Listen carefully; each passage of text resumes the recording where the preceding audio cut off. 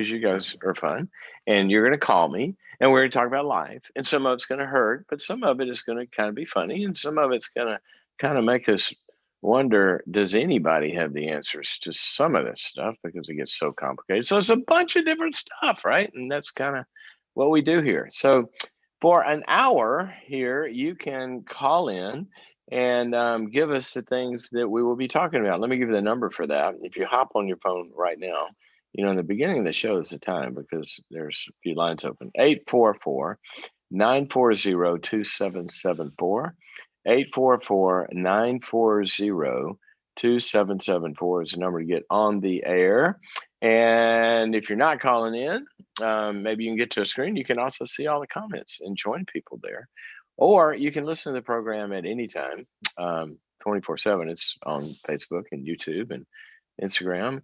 And you can download it as a podcast each and every day at boundaries.me, wherever you find your podcast, iTunes, wherever. Just go there and look for the boundaries.me podcast. Okay, speaking of boundaries.me, our subscribers to boundaries.me email in questions, and I take one at the beginning of the show. And today's, I don't know if I'm supposed to be reading this lovely person's name or not. So I'm not going to do it to protect your anonymity.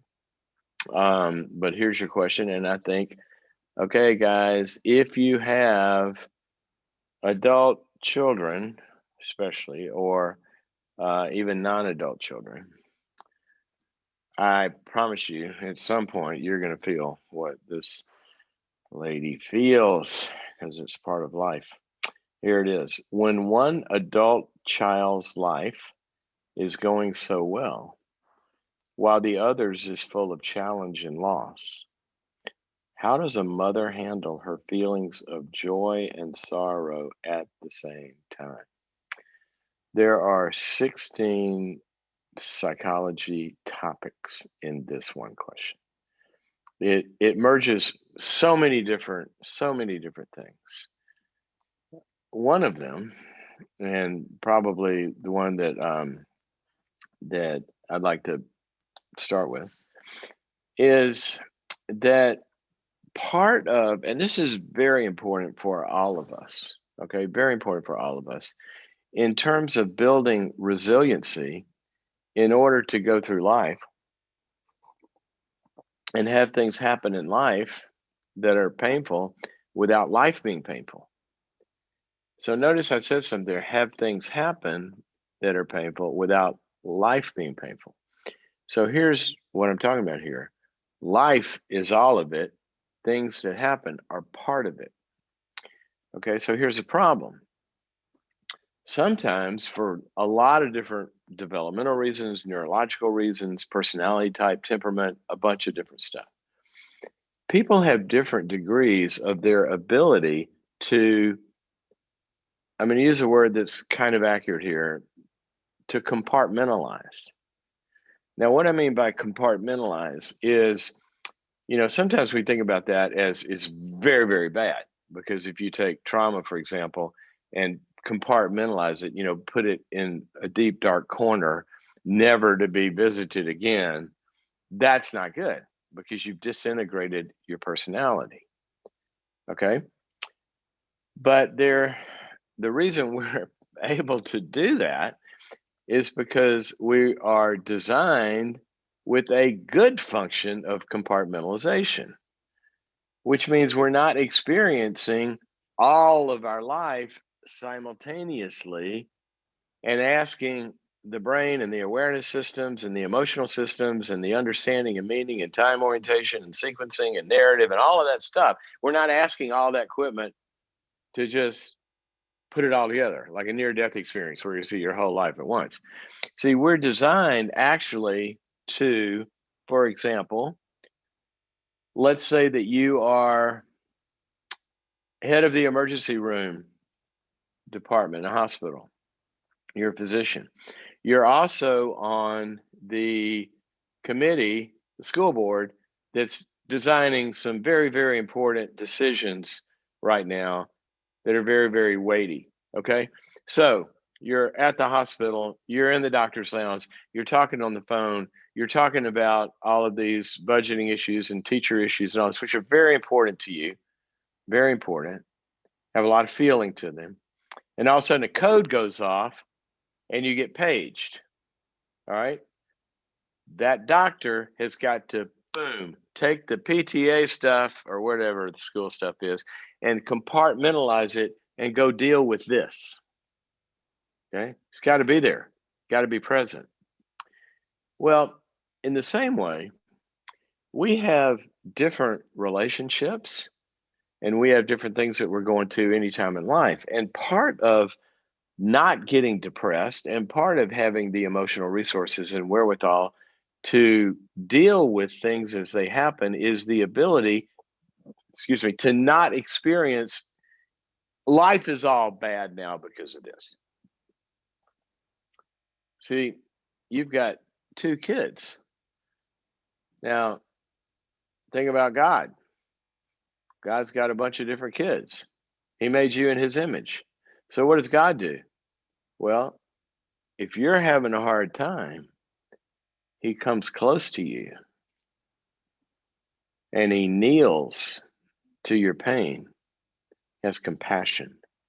He feels for you and he does whatever he's going to do to help you get to a different place. Simultaneously, because he can do everything at once. Somebody over here is really thriving and he's, let's say, working on getting them that next promotion and job and opening that door. Is God having a good day or a bad day? Yeah. In terms of what he's feeling, because we know he identifies with our pain. So he's got sorrow, but he also has joy. So one of the things that I would want you to do and all of us to do is don't compartmentalize this where you don't deal with it, but don't feel bad that you are rejoicing with one child while feeling the pain of another. And don't let where the other one is struggling be your entire experience in life, because it's not. You've got 63 other aspects to your life, and those are all important. And so it's very important to kind of right size things subjectively because emotions tend to go global and we're either having a good day or a bad day, right? That's what we feel. When our kids were very young, Tori and I started at family dinner. We started a practice that we did at every family dinner. And we started this when they were probably 5 or so. And you've heard about it, probably. It's called Roses and Thorns. And so your rose is the great thing that happened that day that made you so happy. And your thorn of that day was the thing that made you bummed out or sad or didn't like. Okay. So we would go around the table and everybody would have to share their roses and thorns. Now, I understand that that's a meaningful bonding activity and a way to get to know your kids and stay all of those things. Very, very important. We even know that people that have family dinners, drug abuse and a bunch of other stuff goes down. But I'm a psychologist nerd, right? The reason that I wanted to start that, besides all of those reasons, which you can do in a lot of different ways, but the reason I want to do the roses and thorns, I wanted their brains to integrate from global all good or all bad splitting to be able to integrate a life that includes good things and bad things. And that's the way life is, because that's the way life is. And that's the way it is today. And that's the way it'll be tomorrow. And that's the way it'll be the day after. It's never going to get to be all good. Two are on the other side. Nor is it going to be all bad, because God is with us. Our friends are with us. We have love. Lots of good things in the midst of the worst things. So I would kind of start there. And the other thing is, I really want you to think about your boundaries in terms of separating what's your responsibility for helping your child with what is not your responsibility. Because if you take responsibility for what your child needs to be doing, that will keep them from developing the skills and independence that they need to be able to function. Okay. But if we aren't responsible to them and we're not giving them enough help to get to what they have to do, then we're not helping either. So we have to think about where are those lines. And I'd sit down with him or her and I'd say, I know you're going through some struggles. I want us to help here. But let's figure out our roles because we're on a team to help you get better. And we have different positions, like a football team has different positions. So I can help you think about, finding the next course that you want to take online to get some new skills so you can get a new job, or I can help you and go with you and support you in a Dave Ramsey Financial Peace University class, or I can go to AA with you, or I can support you. And now your role is you have to go and you have to work the program.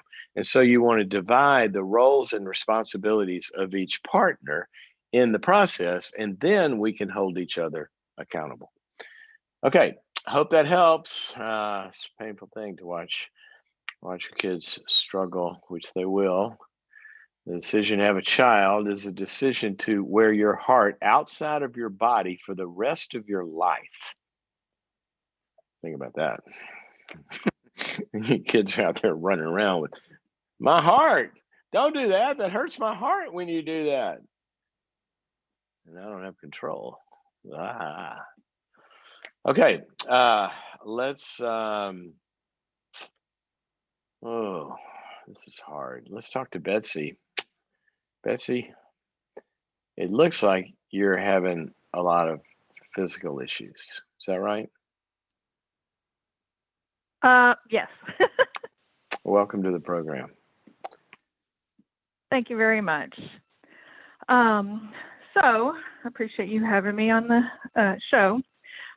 First of all, I want to say, I, as a person, I have so much to be thankful for.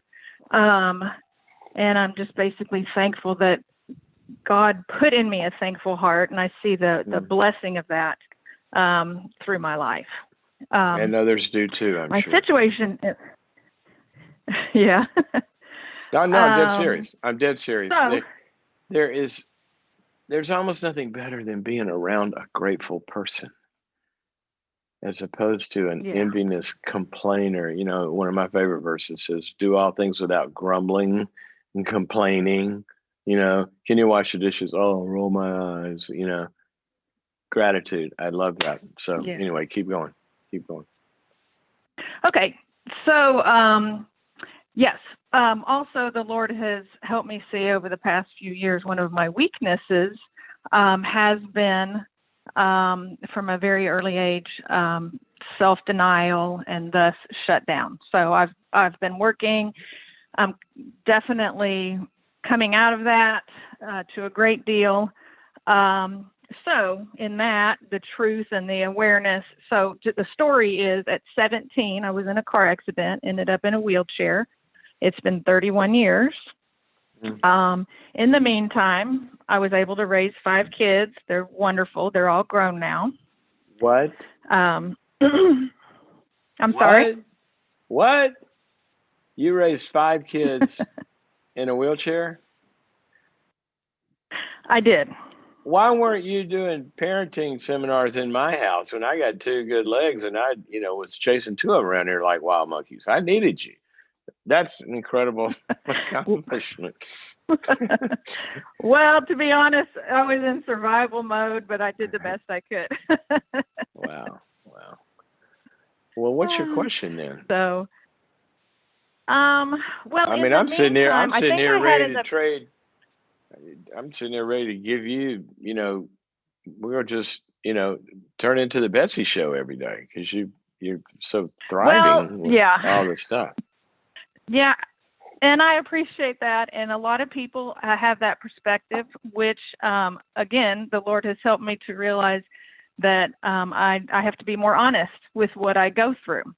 Yeah. And the difficulty on the emotional side. So I think I had in the back of my mind that when I was done raising the kids, I'd be able to go full force into some of the ministry passions I have, which, yes, that is true, but I expected unwisely to have the same level of strength in my body. In the meantime, I've had to transition into a power wheelchair because of pain in my shoulders and hands of using a manual wheelchair for so many years. So pain in my hands, and it's kind of on and off. So some days they hurt so bad, it's a bad idea to wash the dishes, and some days I can do normal activities. So that kind of that's kind of where I'm headed with this, is there's losses happening that some days it hits me and I'm like, oh, I think maybe I'm in some kind of grieving process. And then other days I feel okay. So I think it kind of feels a little crazy because of it going back and forth. And then I've ended up in the hospital twice this year with cellulitis in my legs. And up until this point, I've always been like, I'm a really healthy person. I just happen to be in a wheelchair. So it's like, I don't want to give time to the physical issues. I want to dive into counseling things, which I've done some, and studying more, but then the frustration of having to give some time to physical issues that are just going to be there. So kind of just any advice? Well, go ahead. Yeah, it's the combination of how do I handle the crazy feeling of the frustration, as well as maybe also some of the frustration of, okay, this goes 40 more years, I'm going to become more and more dependent on others. And so that. Yeah. Well, first thing I thought about that is that will be a gift to them, but that's a different topic. As I was hearing you talk about this current dilemma, the word that kept coming to mind is control. Because what's been robbed from you, in addition to not hurting, right? That's the primary one. I heard one time that, when you're young, the definition of pain is the absence of pleasure. When you get older, the definition of pleasure is the absence of pain. It's like I can sit somewhere and it doesn't hurt. Well, you've got pain. So let's set that aside for a second, because I'm sure you're doing everything you can to deal with that. But here's what's happened with this new, repetitive movement thing you got going and all of that, is you don't know when it's going to happen, and you don't know when you're going to have a good day or a bad day. And what that does is it strikes at one of the deepest aspects of what it means to be human, and that is to have a sense of agency and a sense of control and intentionality to organize yourself. What the Bible calls that is self-control. So we can't control the universe. We can't control other people. We can't control circumstances. But we are designed to be able to control what I'm going to do in these circumstances, right? And so right now, that steering wheel has kind of gotten, it's like it gets locked down for you, but you don't know until you wake up that day if the steering wheel is going to be locked that day or not. Right? Absolutely.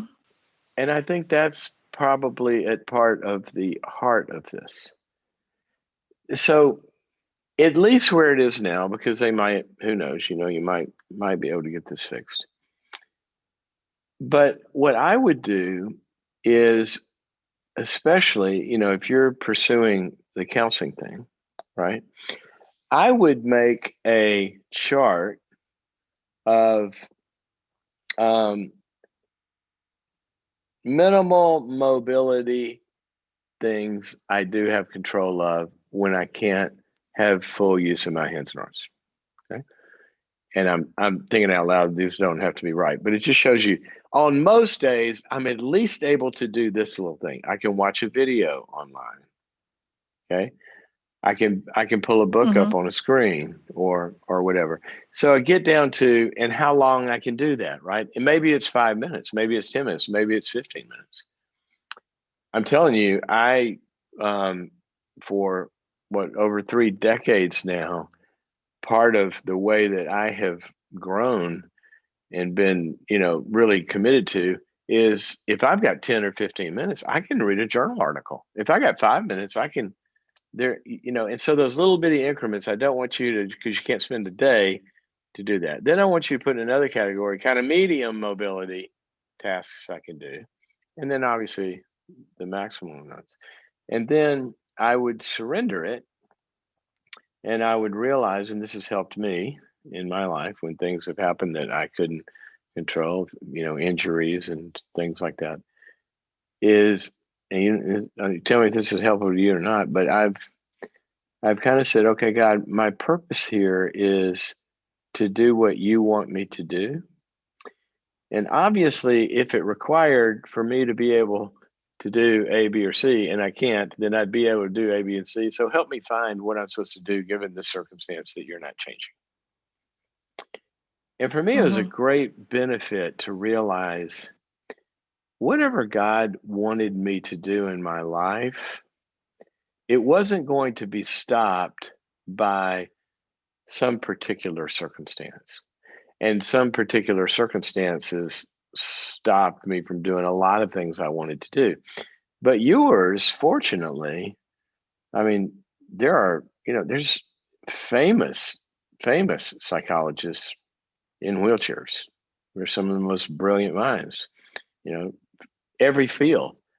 And so I would think you can do this to the degree that you can do it on any given day, and you can study and you can do your online classes or whatever it is.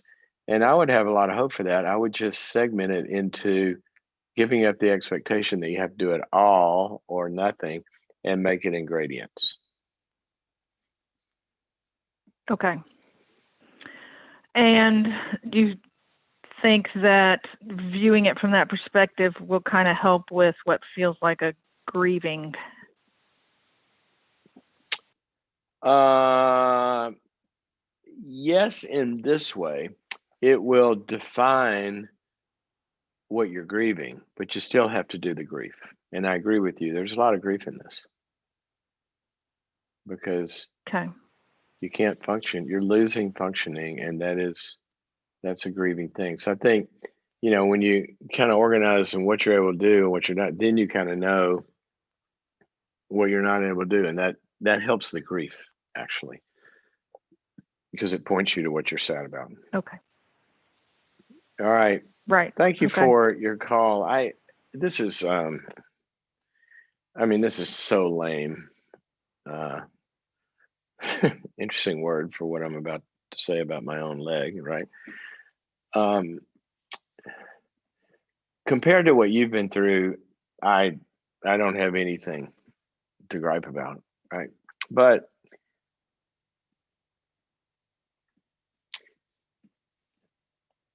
sorry, Okay. my my heart has been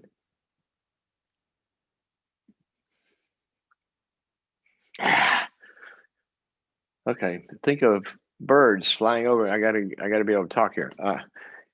My heart has been breaking lately for people in chronic pain because I just went through this knee replacement and it was hell. I mean, some people's are easy. Mine was not easy because I had some issues with the medication didn't do anything and all that. It's fine now, and but I was in severe enough pain for long enough that what it did was I can't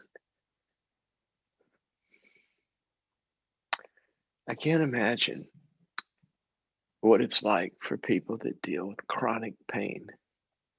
It's so hard. Mm-hmm. Amen. And so I'm just telling you that because my heart goes out to you. And every day they're making new advances. There is a lot of, mindfulness and other psychological things that help. And maybe one day God will zap this. He does that sometimes. But I just want to tell you, Mm-hmm. from my tiny little, smidgen of suffering to your vast, 31 years, my heart goes out to you. And Thank you. I appreciate it. sorry. Yes, I also, the pain doesn't doesn't always overwhelm me, so I feel the same. A That's lot of good. compassion for those who are in chronic pain. I can't Yeah, imagine. terrible, terrible. So, But you're an amen. inspiration to All right. us. You raised 5 kids. You're going still wanting to go out there and help people. And one day we should just put your picture on posters on every lampstand. You know, everybody do what Betsy does. Anyway, thank you for your call and for being an inspiration to All right. all of us today. Okay. Bye All bye. right. Thank you so much. Bye bye. Thank you. I remember one time when I was a youth worker, my boss, who was head of the youth ministry at that particular church, in graduate school and in college, actually, both. I worked with the high schoolers. And one day we had lunch, and I said, "So how was your morning?" He said, it's just crazy." I said, "Why?" He said, "Because I met with two girls back to back, and they had exactly the same amount of trauma and how they were feeling." And I said, "Well, what happened?" And he said, "The first one," and he described the family circumstance, and it was awful. It was awful. And he said, "Then I left the meeting with her, and the second girl," I said, "What was her trauma?" He said, "She's not getting her braces off before the prom." And we just went, "Oh my gosh, how different the human experience is for different people born in different circumstances, different experiences that shape them or break them." And obviously, he had to empathize and help the girl with her, braces crisis, because pain is pain. But one of the things we have to do sometimes is we have to right size our pain. We have to right size it, because earlier what I was talking about is, we can go all or nothing. Well, sometimes it helps to right size our pain. That, yeah, this is hard, but let me tell you what I'm not saying. I'm not saying deny your pain, because some people have it worse. And some people use that actually as a defense mechanism. Get over it. People in wherever suffering more than you, that's not what I mean. But what I mean is also, there's a mindset that right sizes it, and that's very healthy for us. We heard Betsy do it. She said, "Well, the good thing is mine isn't all the time." See, that's the right sizing brain, and she is very resilient. So right size also means when it's really bad to not minimize it. So the first girl with the trauma, sometimes some people try to right size it in the wrong way. So, but God's going to take care of me, and they deny the trauma. So you don't do that either. But what we always want to do is look at the whole picture of life. I remember, uh, small example. I was, when I was recovering from surgery, I remember, I was really, really hurting, and I remember thinking one day, just thinking about, I'm so grateful that I have arms and hands. I can do stuff while I can't walk. You know, that helps. That helps. Anyway, just a little resilience tool that's very, very important. Okay, let's. What are we doing here? Let's go to Ralph, who's calling us from Illinois with a dating question. Ralph, welcome to the program. Hi. Thank How you, can I help Dr. you? Cloud. Yes, sir. Well, what I'm worried about doing is being a little overly enthusiastic about a woman that I met who just seems perfect in in many ways for me. Good, strong Christian, intelligent, has done a great job parenting her 2 young adult daughters. And Are you dating my wife? I am just no, but sounds like her. I have She's to say, awesome, intelligent, raised 2 girls, young adults. I'm kidding here. So you're seeing all these good qualities, and fireworks are going off in your head. that's exactly true. And what I'm scared to death of doing is scaring off somebody with my enthusiasm who I could really see as being a wonderful person for both of us, both wonderful relationship for both of us.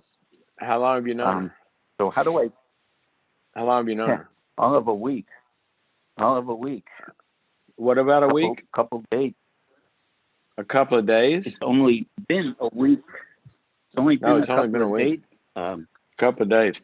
What did she? What did? Have you talked to her parole officer yet? No parole officer. She's a very well. She's a nurse. She has a master's degree. She's Ralph. You don't know. Yes. You don't know if she has a parole officer or not. Well, you don't know that. It's probably is unlikely, right? She probably wouldn't have her job as a nurse. They vet people. But I said that to kind of give your head a little, you're asking for some brakes. How do I put on the brakes, right? Well, yeah. One of the ways you put on the brakes, you apply the brakes, is look, I'm flying down the road and I'm gonna go through an intersection up there. The light's green, right? Looks pretty good. Looks pretty good. But one of the things that taught my daughter when she was learning how to drive is always immediately glance left. Because things can look good, but we've always got to be vetting what looks good in order to keep going down that road. So I want you to sit with it and just say, she's really, really cool. These are all the things that look really good. And then make a second column and say, here are all the things I don't know that would be yellow lights or maybe red lights and deal breakers. And those are the things that I'm going to use time to tell me in. And so then that's going to regulate. What? I have been trying to look for stuff like that. What are you looking for? Every time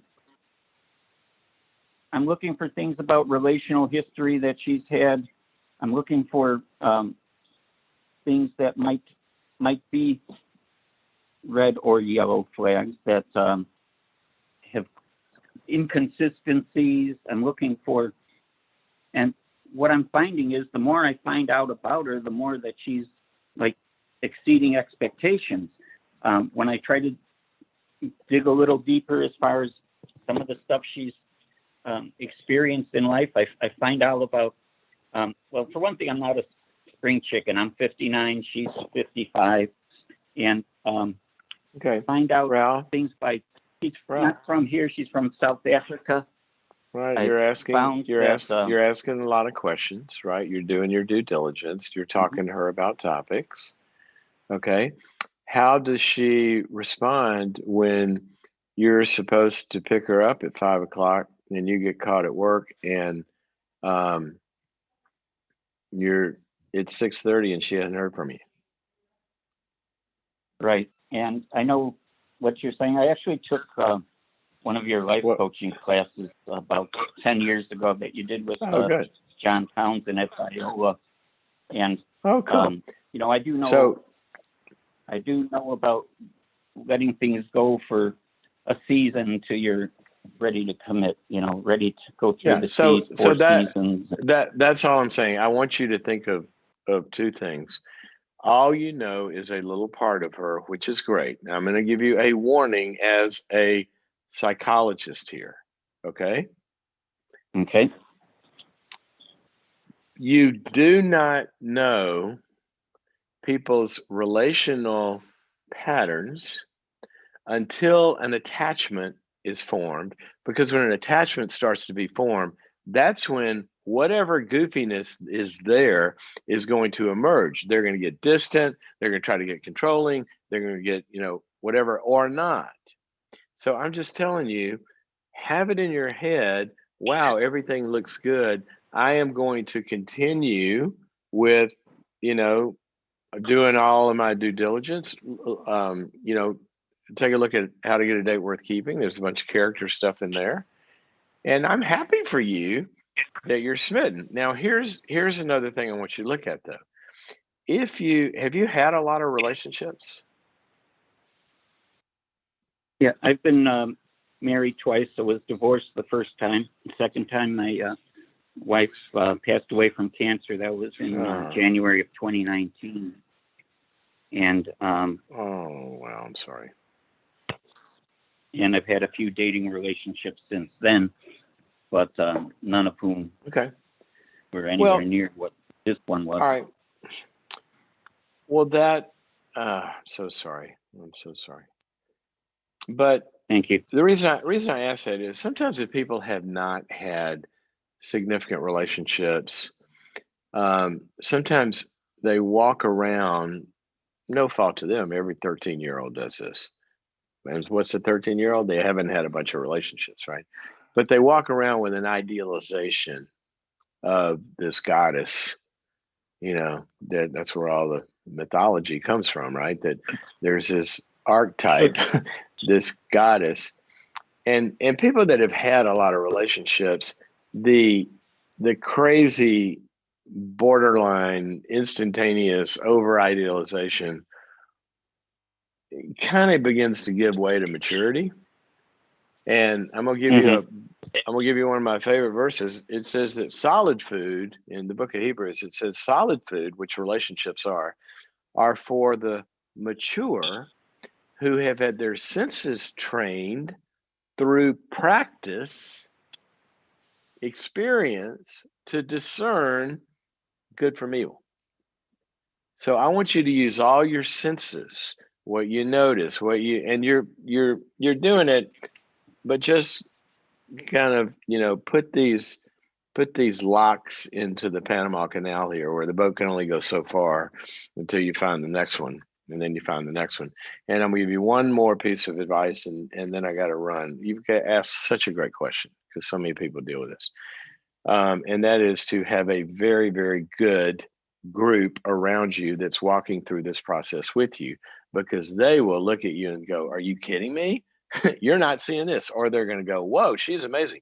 So you got to have some other eyeballs on her. This is why when we interview somebody for a team, we want everybody to meet with them, right? So that's what I would encourage you to do. Okay.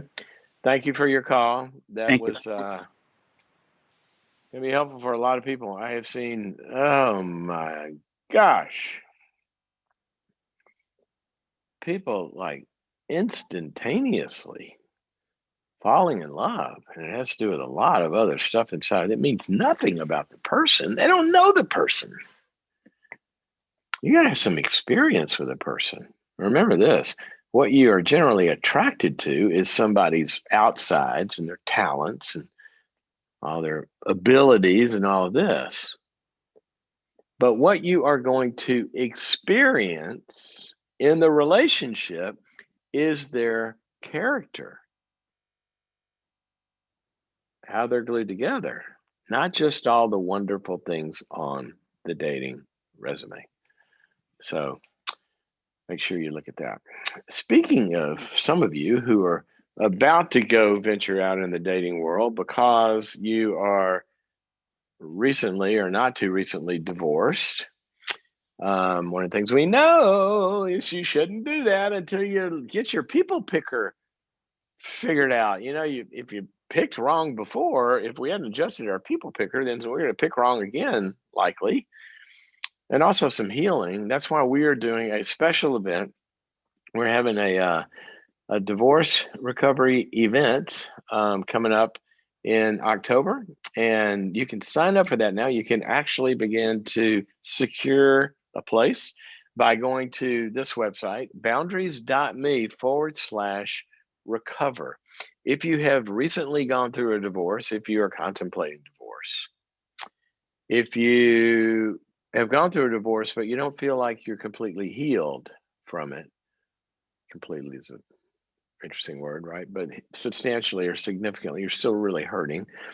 Or if you've gone through it and you want to look at the issues to think about thriving and restoring a hope for love in the future and learning some skills and how to do that, that's what this day is about. We want to touch your pain and we want to help you with understanding some issues so it doesn't happen again. Okay, so go to boundaries.me/recover for that. And also to sign up for boundaries.me, just go to the website boundaries.me and sign up and become a subscriber. And then we get to talk a lot more, which is fun. Okay, let's see here. Jennifer, who's calling us from Fresno. Jennifer, welcome to the program. Hi there, Dr. Cloud. Hello. Hi, can you hear me, Dr. Cloud? I can hear you very, very well. How can I help you? How are you? I'm doing okay. I was talking about my pain cycle, but I'm doing okay. I'm definitely above the waterline. But how can I help you? I have an interesting question for you. I went through many years of abuse, and back then, of course, I was a people pleaser. What kind of abuse? Then childhood abuse by a man, if that gives an idea. And then I went through abuse at a church where it was a very cult-oriented, highly controlling. I've always wanted to do what's right in my life. So in spite of everything I went through, the people I was raised around, I tried to always go to the good to do better. And I was sucked in by an unhealthy church. Sorry. Anyway, I felt like always had to please, and nothing was ever good enough. I mean, it's kind of like you're a multi-personality. You're this for this person, this for that person, that person. Yep. Anyway, I got out of all that. Good. I've been away from it for 10 years. So now, coming out of that, you learn to set boundaries with people. But I became too defensive, and I'm wanting to... Too defensive? Yeah. What would be an example too of guarding. Too defensive? Well, guarded is different than defensive. Okay. Just too demanding of what I want, what I need. Not able to be my kind self that I really am. In other words, I'm a very kind person, but I have a fear of being myself. What would it look like? Give me a concrete example that you're calling too demanding, or Well, like in customer service, if they don't do my order right, they're going to hear it. Well, they're going to hear mine too. I told you to do it. That as demanding. So what? Let me hear it. I'm customer service. Okay. So Jennifer, how can I help you today? I'd like to get a slice of the pizza over there. Do you have any fresh pizza? We do. What kind? We have pepperoni and we have cheese, and we have the codependent special that has nothing on it, but people seem to like it anyway and thank us for selling it to them. Oh, you don't have any of the meat pizza you usually have? No, I'm sorry, we're out of that. But which of the other three would you like? Well, I was really wanting that meat pizza, but I guess I'll take a cheese pizza. Okay, great. Get that out to you. Should be there in under 30 minutes. If we don't hit anybody. What was demanding about that? That was so nice. Well, I would love to be your customer service person. Okay, well, this generation of people are not nice like you just were to me. So the customer service is really... You didn't give me the real Jennifer. Yeah, I'm usually a little more frustrated because Okay, they're let's not go nice back. to Let's go me back. like Let's go you back and were. do it again. Let's go back and do it again. Hi, Dr. Klaus Pizza Partner. How may I help you? I like to get a one of your supreme pizzas. Well, we don't have that today. All we've got is the cheese and the the other crappy one. I can't remember what it was. That's all we got. What do you want? What do you mean Hurry! you don't got I've that? got It's some on your other. menu. I know it's on the menu, but I'm telling you, we don't have it. But I'm in a hurry here. What do you want? Well, you're in a hurry. I'm your customer. What do you mean you're in a hurry? Yes, the customer is usually on the end of the phone that calls us. I understand that. What do you want? If you don't tell me, I got other people here that can tell me what they want. Now tell me what you want, lady. Well, first and foremost, the way you're treating me as a customer is inappropriate. Okay, I'm sorry. I don't have time for And this. I give you a job. I don't have time for this. I'm going to give you one more chance. You want a pizza or not? I got to go. All right, bye. Okay, Dr. Cloud. I How was think you that? get the idea there. All right. So, but let me just, here's what I want you to look at. I want you to go around to some people that you feel like you have been demanding and you feel like you've gone too far and you're being overly defensive. And I want you to ask them if they experienced you that way, because I didn't. If that's the best you got, you're like the nicest person I've talked to in a long time. Okay. So here's what Okay, happens but with I people don't that get that are, hang response on, from them, Dr. Cloud. They get it mad doesn't at me. matter. They say I don't care. I don't care what the okay. wackos get angry at people. We're not going to live life worrying about how rageaholics respond to us. There's no greater way to be out of control of your life than that. So we don't care how they respond. What we do care about is what you called in and you care about. And it's a wonderful thing to care about. And that is that you want to define what you want and speak the truth and not feel like you have to wiggle and give in. And you want to do it with love. And that's how I experienced you. Now, what happens a lot of times, if people come from a people-pleasing background, they tend to judge their requests as too demanding. And I'm thinking that maybe Well, it's you the response I'm getting overjudge from yourself. society. I don't care. It's the response I'm getting from society. And I mean, I know, but that's how this thing went screwy to begin with, because you lived in an abusive environment, you lived in an abusive church. The church said, you're being a sinner, you shouldn't be doing that, you should deny yourself, you should do whatever we want you to do. That's the response you got, and that shaped you.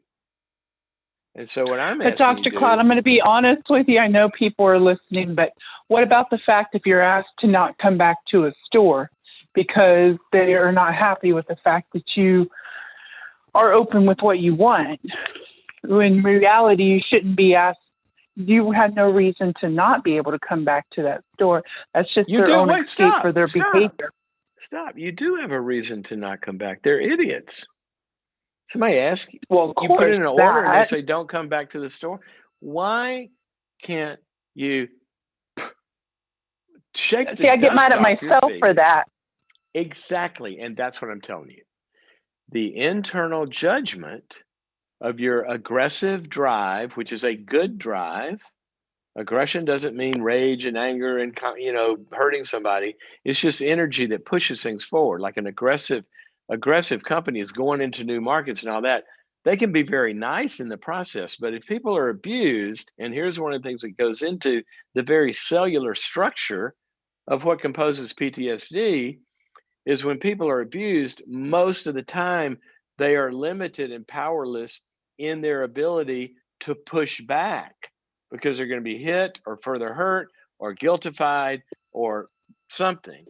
And so your pushing back gets judged inside. And I want you to be released from that so you can push back and not feel bad about it if you're doing it in a loving way. And to do that, you got to get some other eyeballs on this besides the wackos. I agree. Okay. So here's what I would do. I'm just telling you, you haven't sounded demanding and defensive and angry anything to me. And I kicked you out of the pizza parlor.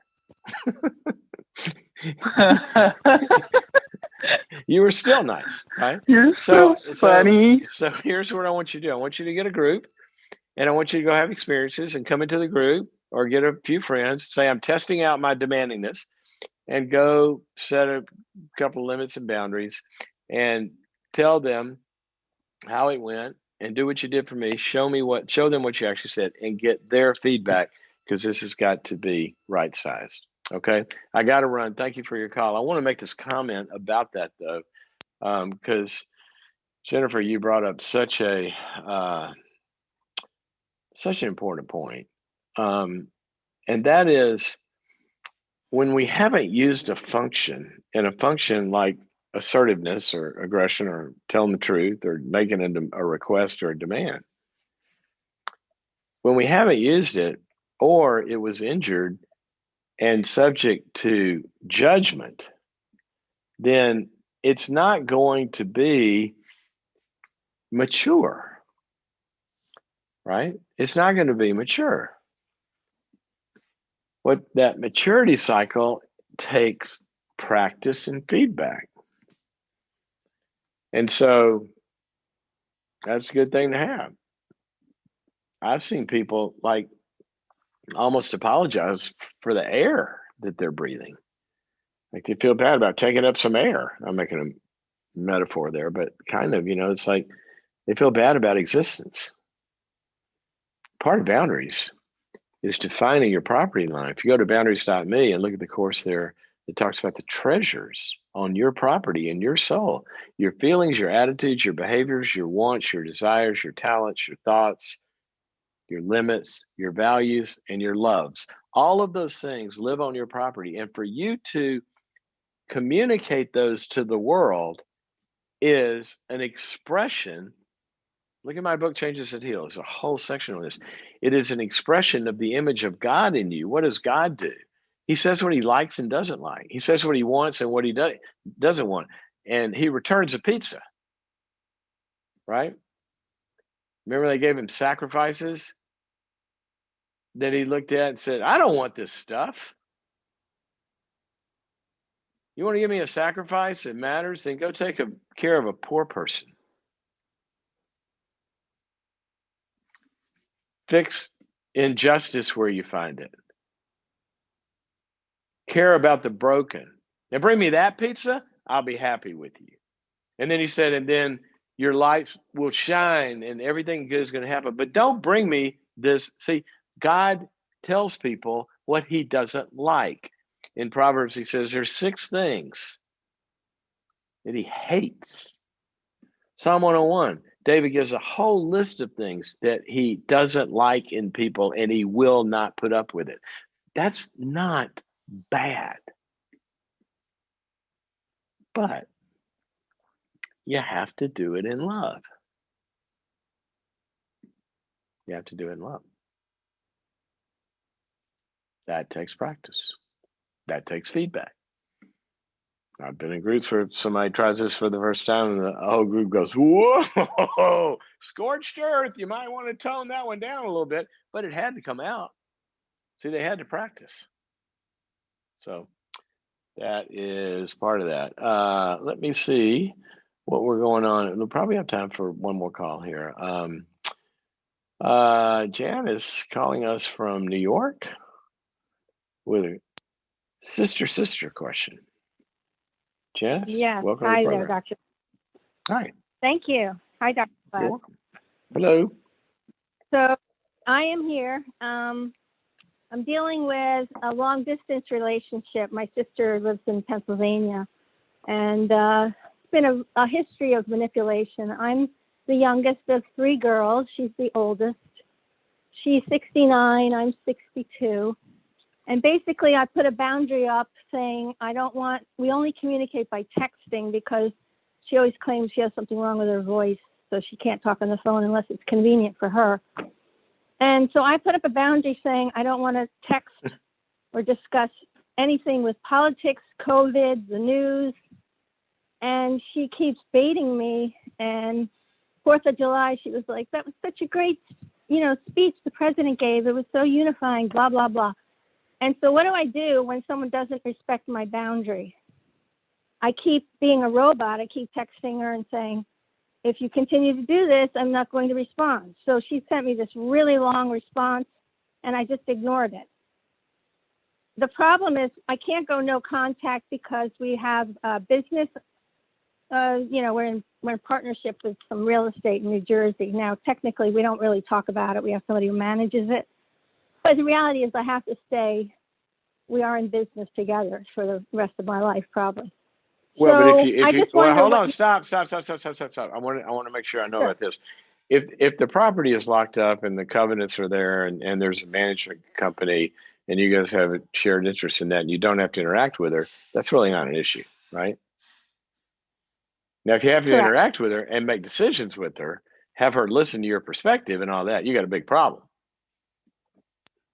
Well, that does happen sometimes, and there's 3 of us, so 2 out of 3, whoever's got the majority, we go that way. Okay. We had a lawsuit. Okay. And we had to decide.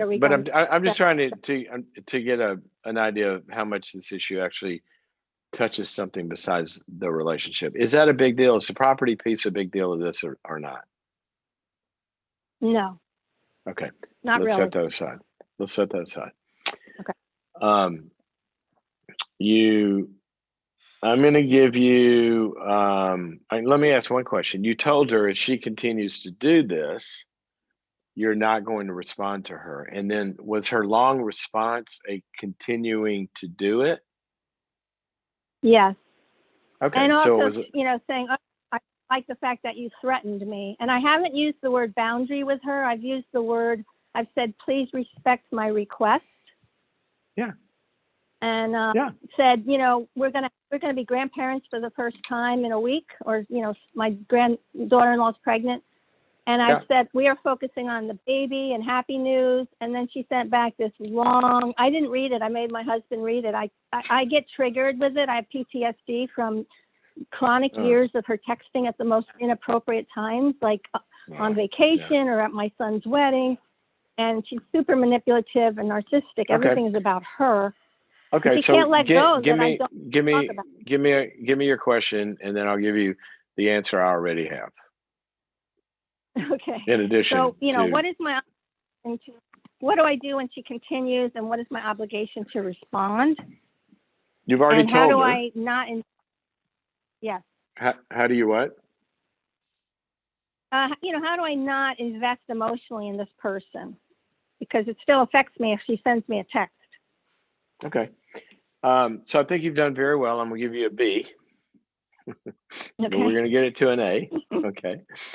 You did a lot of things very well. You told her, you were specific about it, and this and the other. The reason I don't want to give you a full A is I haven't seen a track record of no response yet. Okay. But if it's true what you're saying about you gave her, these are the things, and they're very specific. And if you do this again, I won't be responding. And she did it again. Okay. Yeah. Then I would, if it were me, I would send her one more. Just so you can see what I'm talking about. This text included all the issues that I told you I didn't want to discuss. And you did not respect my request. And I told you, if you did that again, I would not be responding. So I'm just letting you know that I'm serious and I won't be responding this time. I'm responding this time because I want you to make sure you know what it is. Okay. And I just won't respond to texts like that. And then, you could block her. That's easy to do. You just go up to the info contact thing and block the caller. You won't get text from her. And so then I think you plug in to the people you love and care about, and you are you're old enough to have had enough experience with this person to know she doesn't listen and honor your requests. Right. So many of my favorite verses book of Proverbs, a mocker, it says, is when we talk to somebody, they mock us and they don't listen and they devalue us and they gaslight us and all this. It says, do not even talk to a mocker. Do not confront a mocker, because they'll insult you, they'll hate you, they'll blame you, all this kind of stuff. So the Bible's prescription is, after you've done what you've done, which is try everything, and then you say later and you move on and you invest in people who listen. And that's how you unplug from her. Okay. It's a great question. Yeah. So many people Thank you. Can identify with that. And you know what? Hey, take a look at my book, Necessary Endings. That may help you with this. I already wrote that down. Okay. Thank Take you. a look. Thank you. Guys, we are called, designed, encouraged, commanded, if you listen to God as your king and you're a soldier. But if you don't, I'm just giving you good research-based psychology here. We are called and instructed to love everyone. Everyone.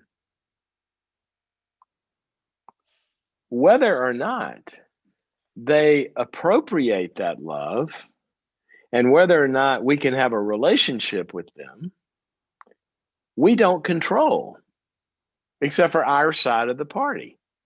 They have to enter into that covenant and agree, this is how we're going to treat each other, and then behave accordingly. And when we have a dispute, we tell them and they say, I'm sorry, and I won't do that again. And that's a real relationship, okay? But you are not doing you or them any favors if they continually abuse you, and you think in the name of love you have to continually try to do something when the same offense is repeated over and over and over and over and over and over and over again, and there's never any ownership. Now, if they own it and say, I'm sorry, I want to be better, then my arms are wide open and let's go work on it. But a lot of people, it's interesting. It's one of the reasons we wrote the book Boundaries. It's a lot of the courses on boundaries.me will instruct you how to do this. If you go visit that site, boundaries.me. But get this, there are people in the world who aren't listening when you talk. They're not listening. So, might be a good question to ask. Why am I talking if no one's listening? And sometimes when we stop talking, then we have limits and consequences. They'll listen to those because it hurts, right? They're deprived of something. They lose something. That can turn somebody around sometimes. Don't want you guys to keep getting hurt. Okay. I'm all for you. Oh well, that's another day. This hour goes too fast. I love talking to you guys. You're so much fun. We have such a great audience. Don't you hear it? It's like everybody's trying to grow. They're trying to get better. What a cool thing. Well, two ways that I want to suggest that you can get better. If you're going through a divorce, or you're looking at divorce, or you've been through a divorce, and you want to continue to learn, what did you miss the first time? What skills do you need to make a second one work? What skills do you need to make sure you don't pick another one like the first one? What are the thriving, resilience, healing aspects of that? Then join us for the 2-hour event we're having online in October. I want to say the 22nd. I think that's right. October 22nd. But you can find out about all that. You can sign up at boundaries.me/recover. Not recovery, but recover is the word. Because we are going to recover from divorce and use it as a place where God can do some healing and bring something good out of it instead of just pain. Okay. The other place to go to is just boundaries.me and sign up.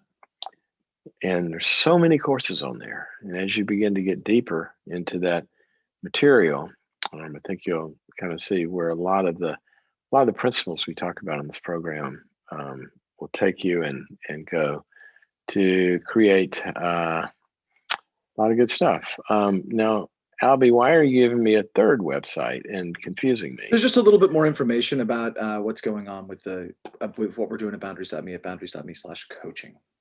Okay, boundaries.me/coaching, because we do have daily coaching for the subscribers. Daily coaching. One thing I want you to do today where I'm coaching you daily as a subscriber. So that's part of what he's talking about. Okay, guys, it has been fun as always to be with you. I'm going to try to say this one more time and get through it. I haven't been able to get through it yet. Some of you are around someone that's suffering from pain, chronic pain, or even a season of pain, cancer treatment, surgeries, whatever. It's an awful experience to go through isolated, alone. So in any way that you're close enough to be able to touch them emotionally or physically, if you're COVID able, or spiritually, or through text or Zoom, just to tell them that you're feeling for them and praying for them, I would encourage you to do that. It will mean a lot. Okay. See you tomorrow.